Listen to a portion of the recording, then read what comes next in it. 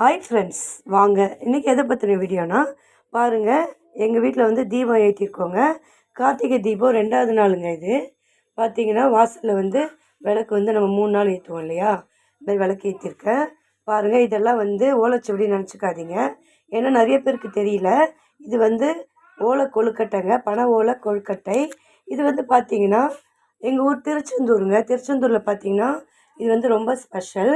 எப்படின்னு பார்த்தீங்கன்னா, இங்கே வந்து முருகருக்கு வந்து கோயில்லே இந்த மாதிரி தான் பனை ஓலையில் கொழுக்கட்டை செஞ்சு சாமிக்கு படைப்பாங்க. அதே மாதிரி வந்து நாங்கள் வீட்டில் பனை ஓலை குருத்து வாங்கி அதில் வந்து நாங்கள் வந்து செய்வோம். செஞ்சு வீட்டில் வந்து படைப்போம். அவ்வளோ டேஸ்ட்டாக இருக்குங்க இதோட டேஸ்ட்டு. பார்த்திங்கன்னா இதில் என்னென்ன பொருள், ஃபஸ்ட்டு வந்து பனை ஓலையை நல்லா தண்ணியில் கழுவிக்கணுங்க. அந்த குருத்து ஓலை தான் நல்லா வாசனையாக இருக்கும், அதனால் அது தாங்க வாங்குவோம். அது பாருங்கள், இது என்னென்ன இன்க்ரீடியன்ட் போட்டுருக்காங்க பாருங்கள். தேங்காய் வந்து திருவி போடணுங்க. அப்புறம் சிறுபருப்பு வந்து நல்லா வந்து ஃப்ரை பண்ணணும், பொன்னிறமாக ஃப்ரை பண்ணி அதையும் கொட்டி வச்சுக்கணும்.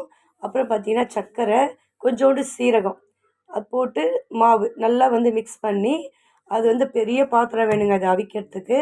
அப்போ தாங்க வந்து கரைஞ்சி போகாமல். இது வந்து பச்சை மாவுலேயே செய்வாங்க, அவிச்சு ஆவி கட்டின மாவில் செய்ய மாட்டாங்க. ஓகே ஃப்ரெண்ட்ஸ், பிடிச்சிருந்தா லைக் பண்ணுங்கள், ஷேர் பண்ணுங்கள், கமெண்ட் பண்ணுங்கள், முக்கியமாக சப்ஸ்கிரைப் பண்ணுங்கள்.